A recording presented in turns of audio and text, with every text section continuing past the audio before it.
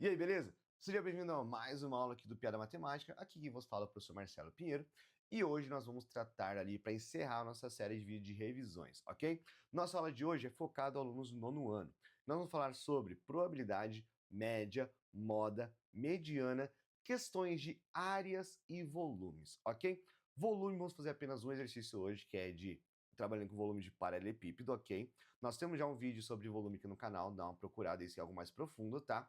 E áreas, vamos focar em duas, áreas de paralelogramos e também área da coroa, beleza? Então, nossa aula de hoje tem 17 exercícios e também vou falar sobre ponto de vista, que eu esqueci de comentar anteriormente, tá? Então, tem 17 exercícios aqui, bem uma revisão, assim, bem geralzona, nada muito profundo, né? Apenas probabilidade de ter umas questões a mais ali, tá bom? Mas se é algo mais profundo, convide no canal, temos alguns vídeos já sobre isso. E se você sentir falta de alguma coisa, deixe no comentário aí que nós faremos um vídeo para você, beleza? Além de tudo, quero te convidar a se inscrever aqui no canal se não é inscrito ainda e ativar o sininho para não perder nenhuma aula nossa e também deixar seu comentário aqui embaixo. O que você achou dessa aula? Foi legal? Te ajudou? Você está estudando bastante? Então deixa aí que quero saber como é que tá a sua vida. Então deixa aí e vamos conversar, beleza? Então é isso, sem enrolação, bora pro vídeo de hoje, galera. Então, galera, continuando aqui, revisão do nono ano. Começando pelo primeiro exercício que fala o seguinte, ó. A área do paralelogramo escrito no retângulo ABCD é... Dois pontos. Primeiro, a área do paralelogramo, toda essa parte aqui pintada em azul, ok? Como calcular a área de um paralelogramo? Fácil. Área, base vezes altura. Qual que é a base desse paralelogramo? Olha só, muito comum o pessoal usar o 10, tá? Mas é errado. Por quê? O 10 ele vai do vértice D até o vértice C. Meu paralelogramo ele para aqui, ó. Ele para antes do final. Bom, pensa comigo. Se tudo isso é 10 e esse pedacinho aqui é 3, o que sobra para o paralelogramo é 7. Então a minha base é 7. E a altura? Muito comum também o pessoal usar o 5 como altura, só que é incorreto. Por quê, galera? Porque a altura, tá, de um paralelogramo é essa linha aqui, ó, que sai lá de cima e chega lá do poço formando 90 graus. A altura sempre forma 90 graus, galera, tá? E esse 5 não tá formando 90 graus, então não tem que fazer isso. Mas, pegando essa linha aqui, ó, direcionando para o lado, é exatamente a altura do meu retângulo. Por isso que eu tenho esse retângulo, para calcular essa altura. Bora fazer isso então? Como calcular essa altura? Olhando só esse pedacinho branco aqui fora, que vou chamar de T, tá? Esse pedacinho T nós temos aqui no cano 90 graus, e isso aqui é um triângulo retângulo.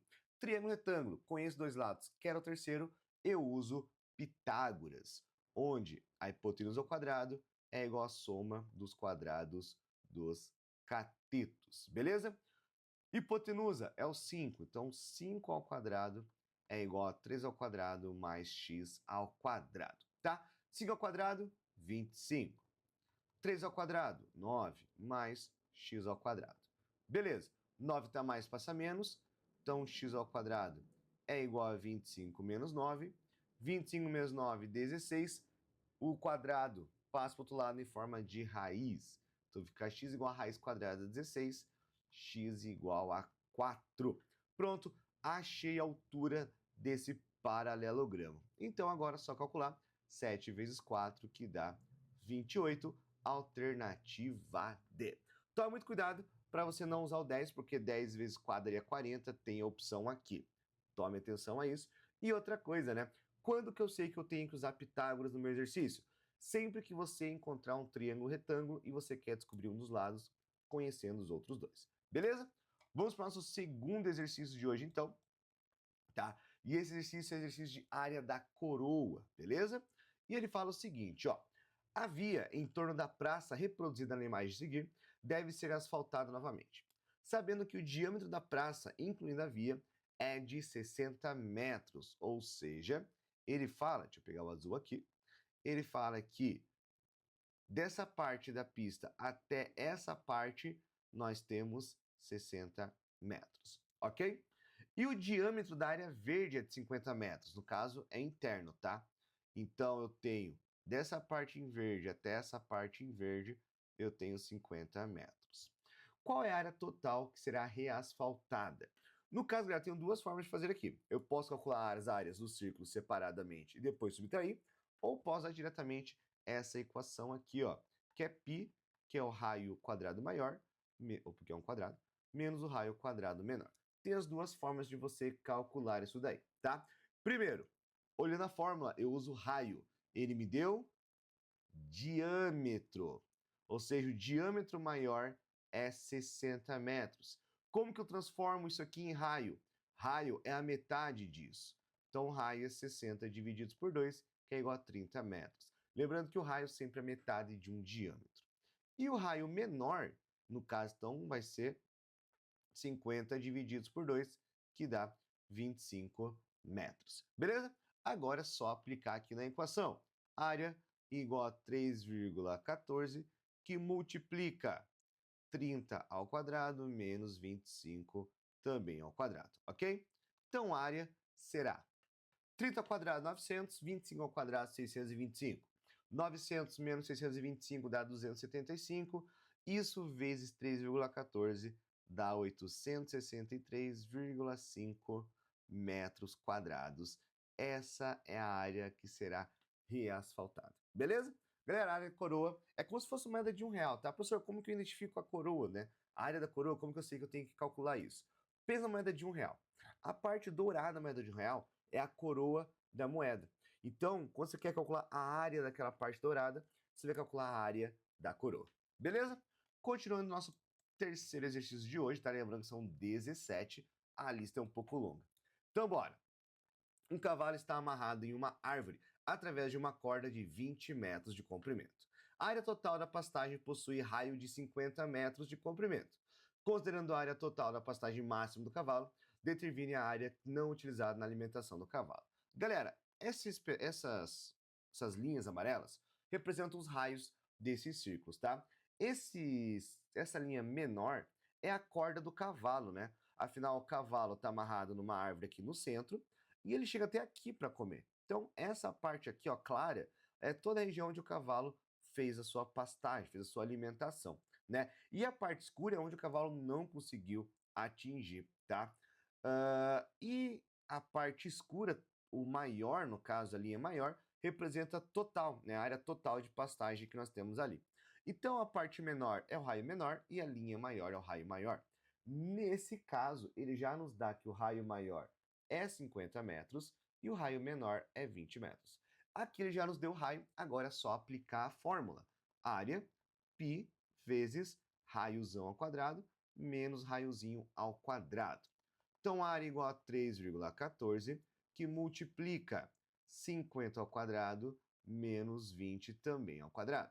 Então, a área será igual a 50 ao quadrado, 2.500, 20 ao quadrado, 400, 2.500 menos 400 dá 2.100, vezes 3,14 dá 6.594 metros quadrados. Essa é a área que o cavalo não pastou, ou seja, não foi usado na alimentação. Beleza? Fácil, difícil? Tranquilinho, né? Só usar fórmulas. Número 4 fala o seguinte, ó.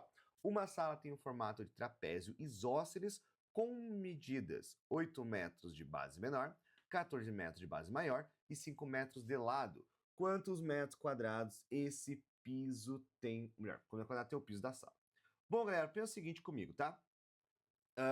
Isósceles, que é o trapézio isósceles, quer dizer que esses dois lados não paralelos são iguais, ok? Beleza, como calcular a área de um trapézio? Fácil, área é base, a soma das bases, né? Base maior, oh meu Deus, minha letra tá feia hoje, né? Então vai ser a base maior mais a base menor vezes a altura divididos por 2. Essa é a forma, beleza. Área igual, base maior, 14, base menor, 8. Altura, altura eu não conheço. Muita gente pode querer usar o 5, mas tome atenção porque 5 não é altura. Por que não, professor? Porque lembra que a altura sempre forma 90 graus com a base. E nesse caso, esse 5 aqui ó, não tem 90 graus não. Então eu tenho que achar esse cara aqui. E como que eu posso achar esse cara aqui? Pensa comigo, ó. Se eu cortasse esse cara aqui e esse cara aqui, eu sei que essa medida aqui dentro tem 8 metros, ok? E tudo isso aqui embaixo tem 14. Se aqui dentro é 8, aqui no meio, então sobra 8, 14 menos 8, 6. Sobra 6 para cada lado. E como esses dois caras são iguais, então eu divido 6 por 2. Ou seja, cada pedacinho vale 3 metros. E o que eu tenho aqui no canto esquerdo? Triângulo retângulo. Se eu tenho triângulo retângulo, com esses dois lados quero o terceiro, teorema de Pitágoras. Então, a hipotenusa ao quadrado é igual à soma do quadrado dos catetos. E esse aqui é um triângulo pitagórico igual ao do exercício anterior, né? No final vai ser 5, 3, o x vai ser 4 obrigatoriamente. Então, lá, ó, 5 ao quadrado é igual a 3 ao quadrado mais x ao quadrado. Então, 25 é igual a 9 mais x ao quadrado. Então, x seria igual a 20, x ao quadrado é igual a 25 menos 9. Então, x igual a raiz quadrada de 16, que dá 4. Galera, todo triângulo retângulo que os lados, a hipotenusa é 5 e um é 3, o outro será 4, tá? Porque esse é o triângulo pitagórico, né? O triângulo os pitagóricos utilizaram ali para construir, para representar o teorema, tá bom? Então, vamos lá. Agora eu sei, então, que essa altura é 4. Agora eu aplico aqui, ó, o número 4. E agora, meu querido, só correr para o abraço, né?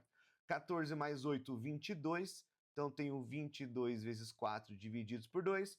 22 vezes 4, 48. Ou melhor, perdão, 88, né? Ó, já meti um erro. 88 divididos por 2.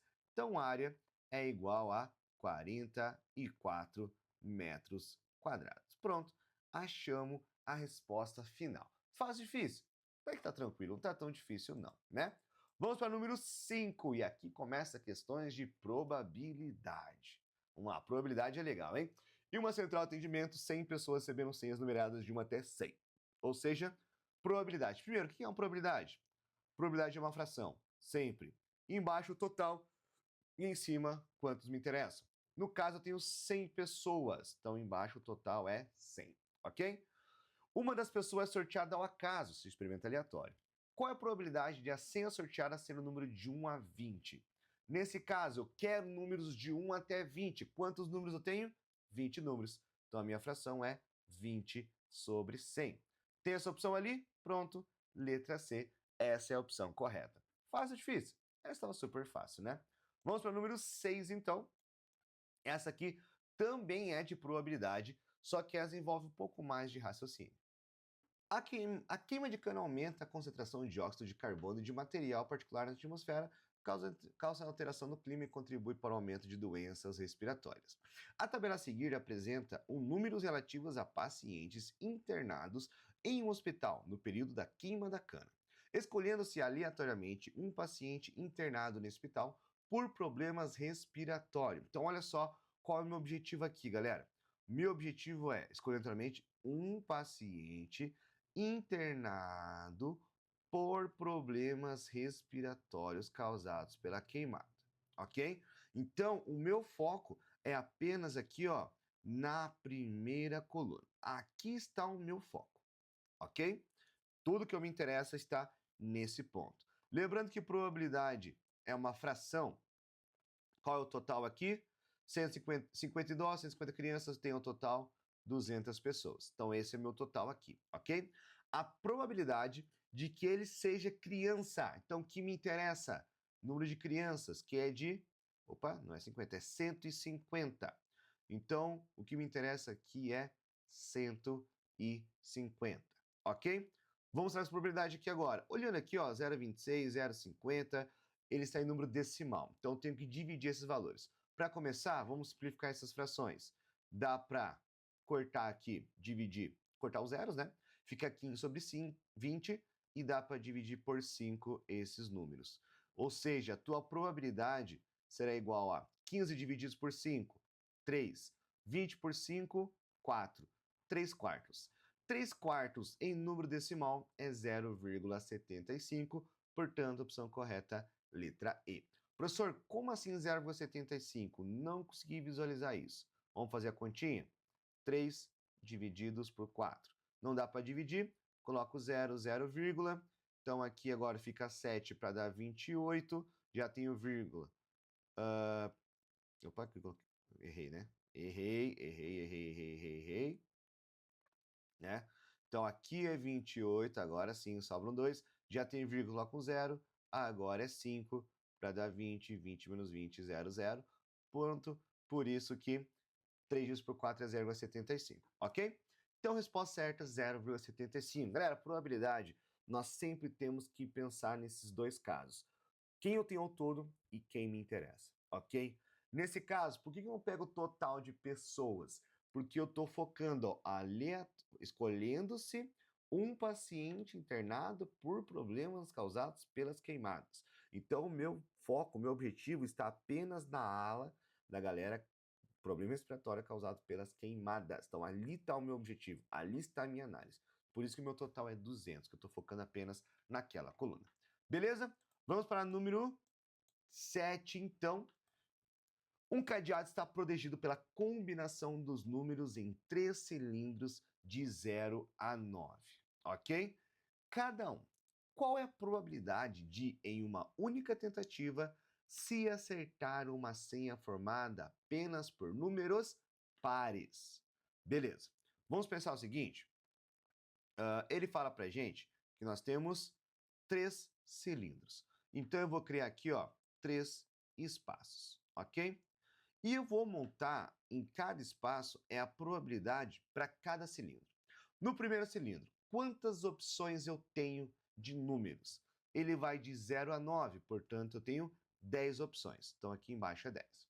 No segundo cilindro, mesma coisa, 10. No terceiro cilindro, mesma coisa, também é 10. Agora, dessas 10 possibilidades, quantas me interessam? Ou seja, eu quero um número par. Quantos números pares tenho de 0 a 10? Pensa comigo, eu tenho 0 a 9, né? 2, 4, 6 e 8, ok? Então, eu tenho 1, 2, 3, 4, 5. Então, agora eu vou montar minha fração.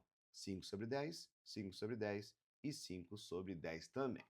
Cara, você tem duas opções aqui, tá? Eu vou fazer um caminho mais fácil. Eu vou simplificar cada fração e depois eu calculo, tá bom? Então, aqui eu vou dividir por 5, aqui também dividir por 5. Aqui eu também vou por 5, aqui também vou dividir por 5. E aqui eu vou fazer a mesma coisa, tá? Por quê? Fica mais fácil de calcular, né? Aí a primeira fração fica 1/2, ou seja, cada duas tentativas tem uma que me interessa. Aqui também tem 1/2 e aqui também tem 1/2, ok? E como eu quero os 3 cilindros juntos para formar essa sequência, eu multiplico, né? 1 vezes 1 vezes 1 fica 1. E aqui, 2 vezes 2 vezes 2 fica 8. Pronto, essa é a resposta 1/8, tá? Por que eu coloquei 5, 5, 5? Por que eu não coloquei 5, 4 e 3? Porque ele não fala que não pode repetir os valores, né? Ele não fala nada. Então, eu, por dedução, eu acredito que possa ser repetido os valores, por isso eu coloquei 5 em cada, porque em cada cilindro eu tenho 5 números pares para poder colocar, beleza? Se não tivesse simplificado, galera, daria essa conta aqui, ó. 10 vezes 10 vezes 10 fica 1000, ok? E 5 vezes 5 vezes 5 ficaria 125, tá? Então aqui você vai simplificando a fração até chegar a 1/8, beleza? Então tem as duas opções, simplifica tudo no final ou simplifica primeiro para ficar mais fácil, beleza? E aí, fácil ou difícil a questão? Não é tão difícil, né? Pensa que cada cilindro tem uma probabilidade, então você vai montar a probabilidade para cada cilindro, beleza? Então é o seguinte, número 8, uma questão do Enem também, olha só. Nessa questão ele fala assim: a bandeira de um estado é formada por 5 faixas, A, B, C, D e E, dispostas conforme a figura. Deseja-se pintar cada faixa com uma das cores, verde, azul ou amarelo. Então, já temos 3 cores. De tal forma que faixas adjacentes não sejam pintadas com a mesma cor. O que são faixas adjacentes? Faixas que estejam uma do lado da outra, ok? O cálculo do número de possibilidades distintas de pintar essa bandeira com uma exigência acima é: eu quero só o cálculo, não quero resposta, quero quantas combinações eu tenho, não quero isso. Eu quero saber qual é o cálculo que você vai pensar. Pensa comigo, ó, temos 5 letras, né? A, B, C, D e E. E eu já sei que eu tenho que multiplicar porque eu quero a A com a B, com a C, com a D, com a E. Beleza. Agora pensa comigo. Para a faixa A, quantas opções de cores eu tenho? 3 opções, certo? Afinal, aqui eu posso pintar com qualquer cor. Na faixa B, quantas opções de cores eu tenho? Apenas 2. Por quê? Porque a faixa B está adjacente a A, está colado com a A. Então, eu não posso repetir essa cor. Por isso, na B eu tenho apenas duas opções. Só com essa montagem, eu já desconsidero a letra A. Letra A eu sei que está errada, ok? Na opção C, na faixa C, quantas cores eu tenho disponível aqui para mim? Apenas uma cor, porque ela é adjacente a tanto A quanto a B. Então, eu não posso repetir a cor do A e nem a cor do B. Por isso, tem apenas uma opção para C. Portanto, aqui nas alternativas eu já desconsidero a letra E. Beleza? Só sobraram 3 até agora. Na faixa D, quantas opções eu tenho disponíveis aqui? Eu tenho apenas uma cor disponível. Por quê? Porque ele está colado com a faixa A e com a faixa C. Então, ele não pode repetir nem a nem a C. Na verdade, ele vai repetir a cor da B, né? Então, por isso que na letra D tem apenas uma opção. Ou seja, também desconsidero a alternativa D. Sobra B ou C. Quantas opções agora eu tenho para a faixa E? Como ele não pode repetir a faixa D, eu tenho duas opções possíveis. Portanto, a resposta fica 3, 2, 1, 1 e 2, ou seja, letra B. Essa é a minha resposta correta, beleza? Que é uma questão mais de interpretação também do que cálculo em si. Vamos para o número 9 agora, que também é uma questão de probabilidade. Bora, galera. Com isso, nós estamos chegando quase até a metade aqui da nossa lista de hoje, né? Até que não foi tão demorado hoje, tá indo rapidinho, né? Então, ó, temos A, B e C, então vamos colocar aqui, ó, A, B e C, ok? Vamos pensar dessa maneira. Questão A.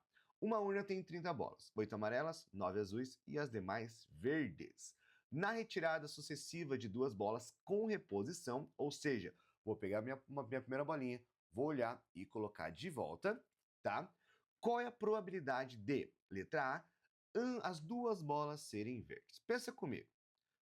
Probabilidade. Eu tenho duas bolinhas que eu vou retirar, então eu vou colocar aqui, ó, duas frações, uma para cada bolinha, ok? No primeiro momento, para a primeira bolinha, quantas bolinhas eu tenho ao todo? 30, ok? Tenho 30 bolinhas ao todo. E quantas bolinhas são verdes? Aqui temos que pensar um pouquinho, né? Ele não fala quantas bolinhas verdes eu tenho. Ele fala que eu tenho 8 amarelas e 9 azuis. Então, pensa comigo. Então, bolinha verde será 30 menos a soma de 8 mais 9. 8 mais 9, 17. 30 menos 17 fica 13. Então, eu sei que tenho 13 bolinhas verdes. Então, a primeira fração é 13 sobre 30.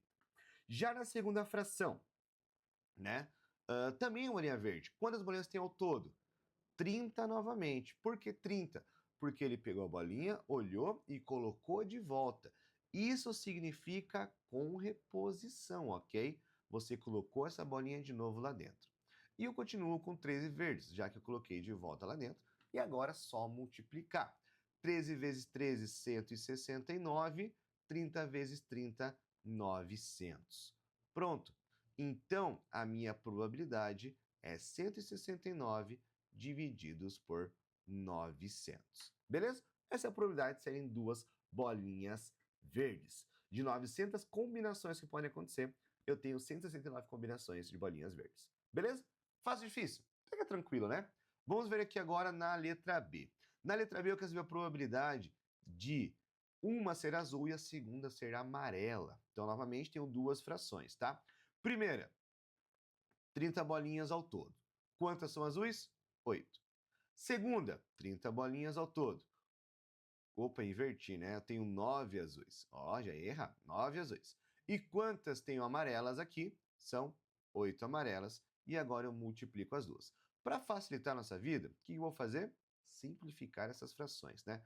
Aqui dá para dividir os 2 por 3, tá? E aqui dá para dividir os 2 por 2, ok? Vai ficar mais fácil, né? Então aqui fica 3 sobre 10 e aqui fica 4 sobre 15, beleza? E agora multiplica. 3 vezes 4, 12. 10 vezes 15, 150. Essa é a probabilidade, 12 sobre 150. Professor, dá para simplificar mais essa fração? Dá. Daria para simplificar mais, sim. Por exemplo, dá para dividir por 3, tá? Dividindo por 3, você teria aqui 4 em cima e embaixo daria 50. Dá para dividir por 2 de novo. que ficaria 2 sobre 25, e aqui não dá para simplificar mais. Então, a probabilidade é 2 sobre 25. Ou você poderia manter aqui no início, né? Daria 72 sobre 900. E aí, meu querido, vai dividindo até ficar fácil para você. Beleza? Para finalizar, então, letra C. Qual é a probabilidade da primeira ser amarela e a segunda ser laranja? Pensa comigo uma coisa. Primeira fração, amarela, 8 de 30. E a segunda, de 30, quantas são laranja? Zero, né? Não tem bolinha laranja.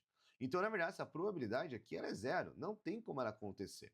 Não tem como ser uma amarela e uma laranja, já que eu não tenho bolinhas laranjas. Beleza? Tranquilo? Fácil assim. Bem suavezinho, tá? Vamos para o número 10, então. O número 10 fala assim, ó. Considere uma moeda de R$1 e um dado com 20 faces iguais, numeradas de 1 a 20. Qual é a chance de, no lançamento, sair cara e um número múltiplos de 3? Primeiro, vamos pensar o seguinte. Vamos aqui calcular a letra A, né? E do lado a letra B, que é um cara e um número primo. Então aqui vai ser a letra B. Primeiro tem que saber o seguinte, né? Na letra A, qual é o meu evento? Ok? Quantos números me interessam que são múltiplos de 3? Pensa comigo. Múltiplo de 3, eu tenho aqui, para começar, 3, 6, 9, 12, 15, 18. São esses números múltiplos de 3 que eu tenho de 1 até 20, ok? Nesse caso, então, a minha probabilidade vai ser como? Primeira fração, moeda. Eu tenho duas possibilidades e uma é cara, ok? Agora, na segunda probabilidade, eu tenho 20 fichas. Dessas 20, quantas me interessam? 1, 2, 3, 4, 5, 6 me interessam. Então, a minha probabilidade aqui vai ser 1 vezes 6, 6, 2 vezes 20, 40. Então, a minha probabilidade é 6 sobre 40. Simples assim. Dá para simplificar? Dá. Vamos dividir ambos por 2, né? Já que são pares. Então, fica 3 sobre 20. Pronto. Essa é a minha probabilidade de sair uma cara e um número múltiplo de 3. 3 sobre 20. Beleza? Tranquilo, né? Não é muito difícil. E a letra B? Vamos pensar aqui também quantos números primos nós temos de 1 até 20, né? Então, olha só. Então, meu evento. Eu tenho o número 2, 3, 5, 7, 11. Opa, ficou confuso aqui eu escrevi, né? 11, o que é isso? Então, número 11, número 13, número 17 e número 19. São esses números primos que eu tenho entre 1 e 20, tá? Então, vamos montar aqui probabilidade. Probabilidade vai ser cara e um número primo. Cara, de duas, uma eu tenho cara. Essa é a primeira probabilidade da moeda. Agora, a segunda probabilidade é o do dado, né? Então, embaixo é 20, e em cima, quantos números primos eu tenho? 1, 2, 3, 4, 5, 6, 7, 8. 8 de 20, tá? Então, aqui fica 8 sobre 40. Para ficar mais fácil, eu posso simplificar, eu posso dividir ambos por 8, né? Já que os dois são múltiplos de 8. Então, aqui fica 1 sobre 5. Então, a minha probabilidade de sair cara e o número primo é 1 sobre 5. Beleza? Tranquilo? Facinho, né? Aqui só a probabilidade de você pensar passo a passo, com calma, com tranquilidade, tá? Vamos para mais um exercício, então, número 11, que fala de palíndromo. Isso aqui é legal. E ele fala assim, ó. Um palíndromo ou capicua é um número que se lê da mesma maneira nos dois sentidos. Ou seja, da esquerda para a direita ou ao contrário, como 363, 1661, 28482, que ao contrário fica 28482. É a mesma coisa. Assinale a alternativa correspondente à quantidade de palíndromos, que são números pares de 5 algarismos no nosso sistema de numeração. Primeiro, palíndromo são números iguais de frente para trás e trás para frente. Beleza. Um algarismo, 5 algarismos. Então, vou contar aqui, ó. 1, 2, 3, 4, 5 espaços para preencher, ok? E tem que ser pares. Beleza. Quais algarismos pares nós temos? 0, 2, 4, 6, 8. São os pares que nós temos de 0 a 9, ok? São os algarismos pares que nós temos. Beleza. Bom, para ele ser primeiro, para ele ser par, ele não pode começar com zero, tá? Por que não? Porque se for zero aqui, nós temos apenas 4 algarismos, então não nos interessa. Se ele não pode começar com zero, ele também não pode terminar com zero. Por quê? Porque um palíndromo, o número daqui é igual daqui. Então, o zero nós vamos desconsiderar no início, ok? Então, quantas opções temos aqui, então, para a primeira posição? Nós temos 4 opções, tá? Tem 4 opções no primeiro e uma opção para o último, porque já que o último tem que ser o mesmo do primeiro. Tanto faz quem começa, mas quem começar é quem tem que terminar, beleza? Então, 4 primeiro e 1 para o segundo. Beleza. Aqui agora na segunda opção, quantos algarismos nós temos? Qualquer algarismo. Aqui não tem restrição, então aqui nós temos 10 possibilidades. Só que o segundo tem que ser o mesmo do quarto, porque lembra? Daqui da esquerda para a direita é igual da direita para a esquerda. Então, o quarto tem que ser igual ao segundo. Então, aqui eu tenho apenas uma possibilidade também. E aqui no meio, tenho 10 opções, não tem nenhum problema ser o mesmo número repetido. Então, assim fica a montagem da minha probabilidade, tá? Então, relembrando, 5 algarismos, 5 espaços. Primeiro algarismo, não pode começar com zero, então eu tenho 4 opções, tá? Segundo algarismo, tanto faz com quem vai ser, pode se repetir, não tem problema, então tenho 10 opções. Terceiro, também tanto faz quem vai ser, então tenho 10 opções. No quarto, tem apenas um algarismo possível, porque ele tem que ser o mesmo do segundo para poder manter a sua simetria, tá? Então tem que manter a simetria de trás para frente para trás, ok? E o último tem que ser um só também, porque tem que ser o mesmo do primeiro. Então agora é só multiplicar, né, galera? Então vamos lá. 4 vezes 10, 40. 40 vezes 10, 400. 400 vezes 1, 400. 400 vezes 1, 400. Então a resposta é 400 números são palíndromos, ou capicua, dependendo aí aonde você mora. Beleza? E com isso, galera, finalizamos, fechamos nossa questão de probabilidade e agora vamos começar a reta final para estatística, ok? Nós vamos ter aqui, então, se eu não me engano, mais 4 ou 5 exercícios de estatística e os dois últimos de ponto de vista, tá? Então vamos lá. Vamos finalizar aqui agora com chave de ouro. Em uma escola houve um sorteio de ingressos para assistir uma peça de teatro. Os dados foram registrados no gráfico a seguir, indicando a quantidade de aluno por idade. A média das idades é 2 pontos. Então, cada barra mostra a quantidade de alunos com aquela idade. Então, por exemplo, média. Nesse caso, soma todos os valores, divide por quantos você tem. Porém, só o número 12 eu tenho 4 alunos, tá? Então, ao invés de colocar 12 mais 12, eu vou colocar isso como multiplicação, tá? Vou colocar como 12 vezes 4. Isso aqui é a média ponderada, tá bom? Então, vamos lá. Mais 13.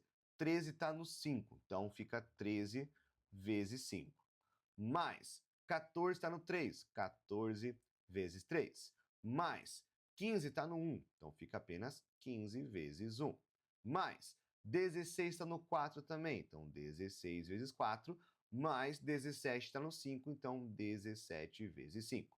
Tudo isso eu vou somar por quantos números eu tenho. No caso, não é 12, 13, é quantas crianças eu tenho. Não quer número de idade, número de crianças.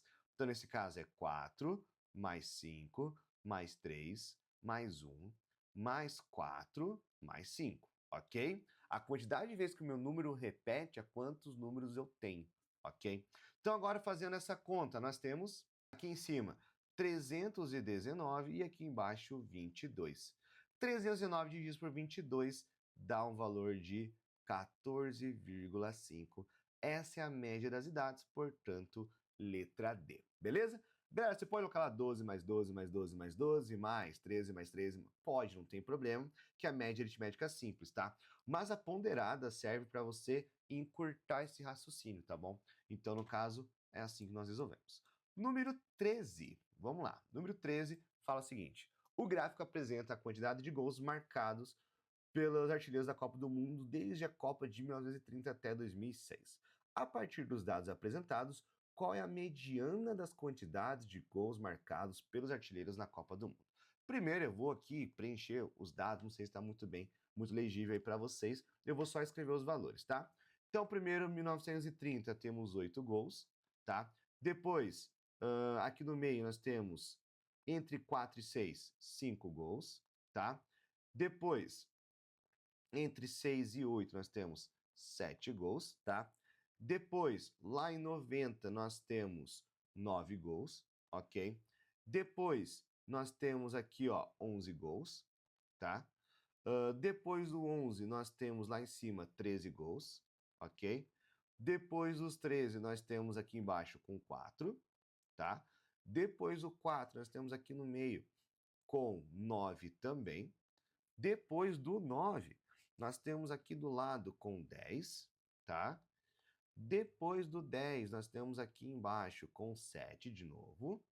Aí depois nós temos 1, 2, 3, 4, 5, 6 com 6 gols. Então, 1, 2, 3, 4, 5, 6. Depois temos 1 com 8 e para finalizar, 1 com 5. Então, 8 e 5. Beleza, agora eu quero a mediana. Para poder calcular a mediana, galera, eu preciso reorganizar esses dados de maneira crescente ou decrescente, tá? Essa organização nós chamamos de rol, e é isso que nós utilizamos para poder fazer essa análise aqui. Então, primeiro vamos fazer esse rol, vamos colocar em ordem crescente. O menor valor que nós temos aqui é o 4. Então, temos um 4, cortamos aqui.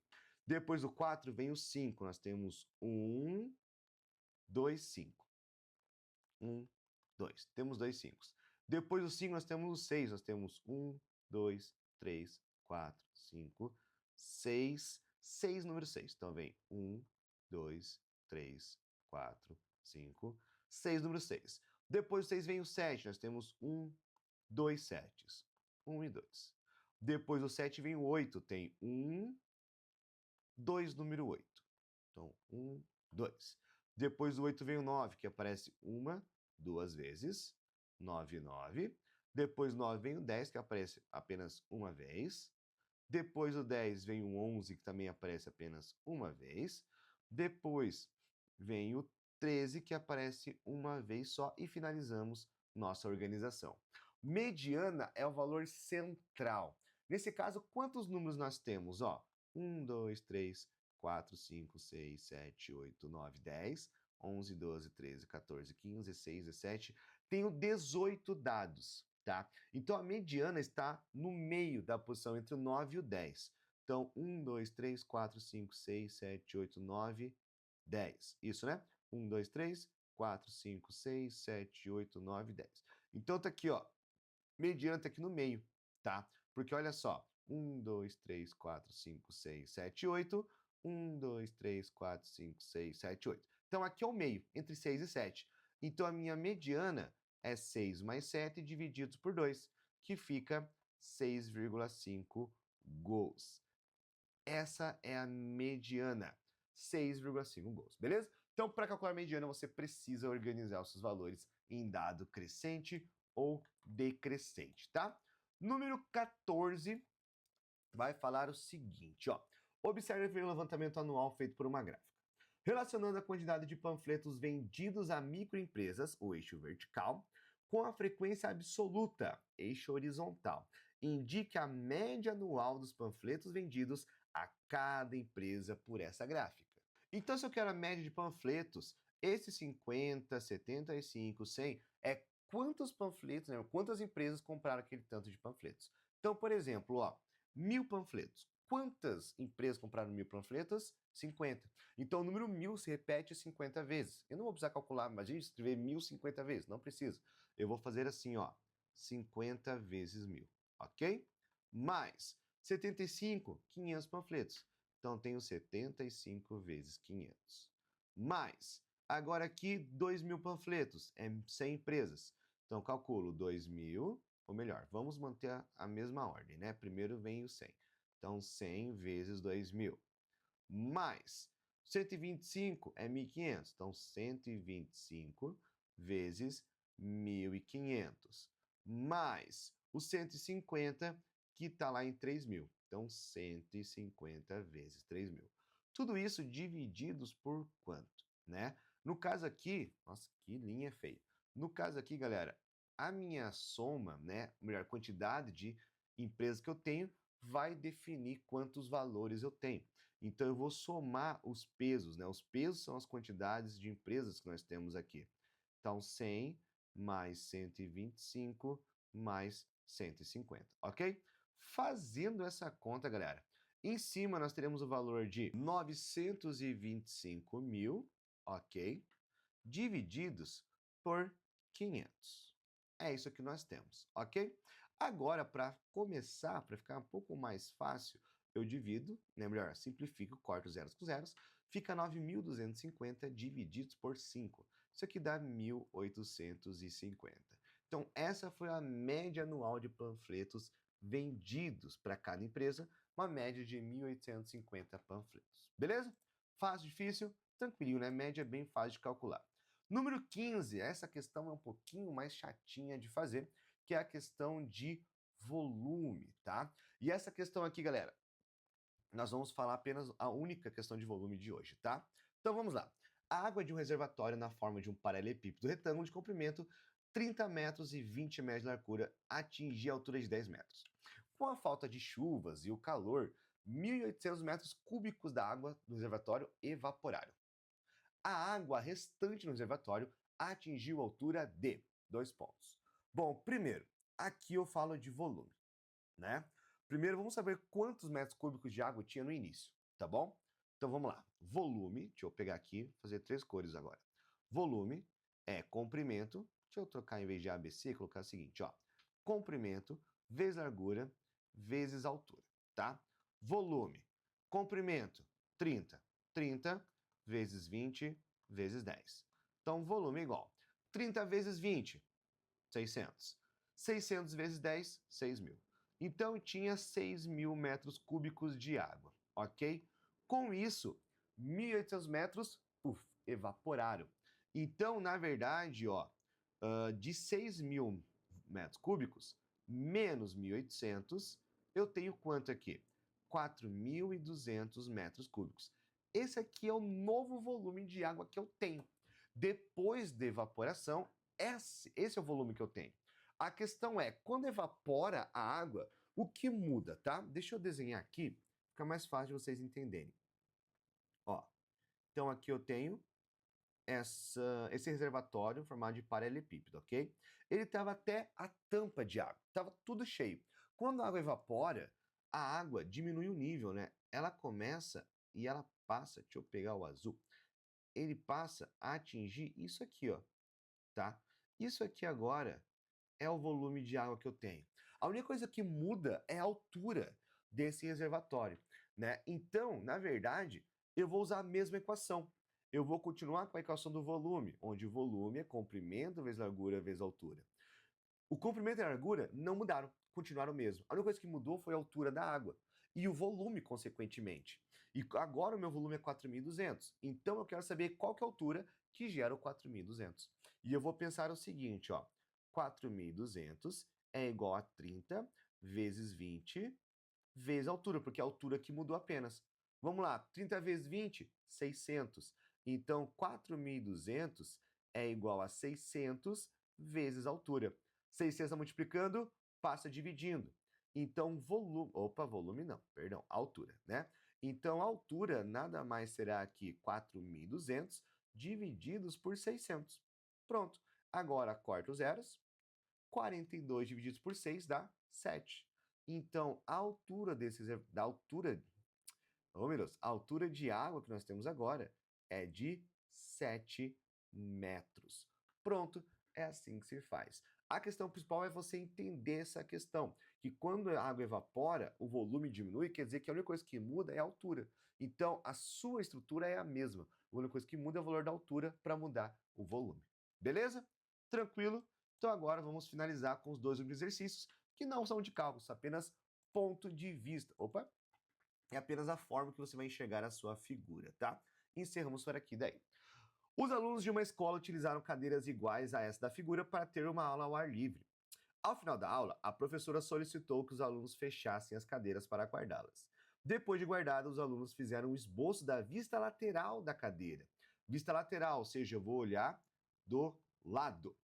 Qual o esboço obtido pelos alunos? Galera, olhando essa cadeira, tem uma coisa que me chama a atenção aqui, que é esse ferrinho aqui, ó, né? Olhando lateralmente, a cadeira tem esse ferrinho nas pernas. Qual das opções é a única que tem esse ferrinho nas pernas? Letra C. Pronto, letra C é a resposta correta. Não é a letra A, porque é o caso dos ferrinhos. Não é a letra B, porque não forma um X aqui do lado, forma um X na vista frontal. Na vista lateral, você não tem esse X, tá? E assim como também não tem outra barrinha aqui no meio, ó, formando um X. Então só pode ser a letra C. Beleza? Fácil, né, galera? Só um detalhezinho ali que mostra toda a diferença. E para finalizar, número 17, o último exercício de hoje, graças a Deus, fala o seguinte, ó. Dada a figura ao lado, qual das alternativas abaixo representa a vista frontal? Vista frontal, galera, é essa daqui, tá? E qual que é a única que forma isso aqui? Pegando a vista frontal, ó, nós temos esse cara, tá? Isso aqui, ó. Ou seja, é meio que um H, mas só embaixo tá abertinho. Em cima não tá, em cima tá fechado. E o único desenho que forma esse desenho, oh meu Deus, a única opção que forma esse desenho é a letra A. Então, essa é a nossa resposta desse exercício.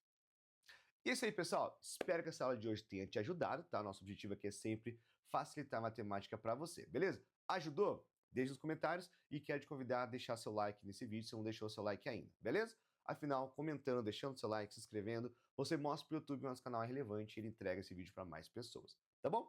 Então é isso, galera. Beijo no coração, até o próximo vídeo. Valeu!